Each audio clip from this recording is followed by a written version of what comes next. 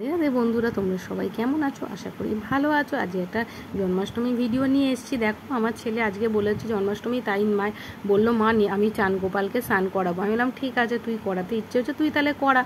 এবার আমি একটু হাতে ওকে হেল্প করছিলাম। দেখো, ও নিজের হাতে গোপালকে পোশাক পরিয়ে দিয়ে ওকে সাজিয়ে গুজিয়ে বসিয়ে দিয়েছিল। আর সঙ্গে দেখো এগুলো সব নিজে আমি আর ও মিলে সব সাজিয়ে গুজিয়ে রেখেছিলাম। দেখো সব রকম সাজিয়ে গুজিয়েছি, চিড়ে দিয়েছি, এখানে ফল টল প্রসাদ সবই মতন মোটামুটি দিয়েছিলাম। কি করব, এবারে এত প্রচুর বৃষ্টি হয়েছে, জল মানে প্রচুর জল, আমাদের এখানে তো প্রচুর জল, তাই সেরম করে আয়োজন করতে পারিনি গোপালের জন্য। তাই আর কি ছোট করে ঘরের মধ্যেই একটু করলাম। তাই আমি নিজের হাতেই আজকে পুজোটা করেছিলাম। আর তোমাদের কাছে দেখো আমি নিজের হাতেই করেছি। আর আমি ভিডিওটা আপলোড করতে একটু দেরি হয়ে গেছে, একটু ব্যস্ততার কারণে, তাই আজকে তোমাদের সামনে ভিডিওটাকে আমি আপলোড করলাম।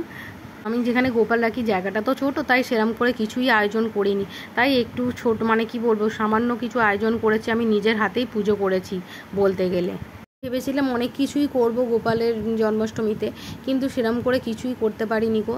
আমার মনটাও খুব খারাপ লাগছিল যে সেরম করে কিছু করতে পারিনি। যাই হোক, সামনের বছর আমি চেষ্টা করব যে আরও ভালো করে আয়োজনটা করার জন্য।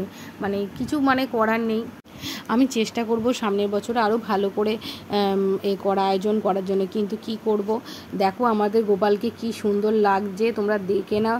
আর আমার যদি কোনো ভুল ত্রুটি হয়ে থাকে ভিডিওতে, তুমি অবশ্যই কমেন্ট করে জানিও। আর ভিডিওটা ভালো লাগলে লাইক সাবস্ক্রাইব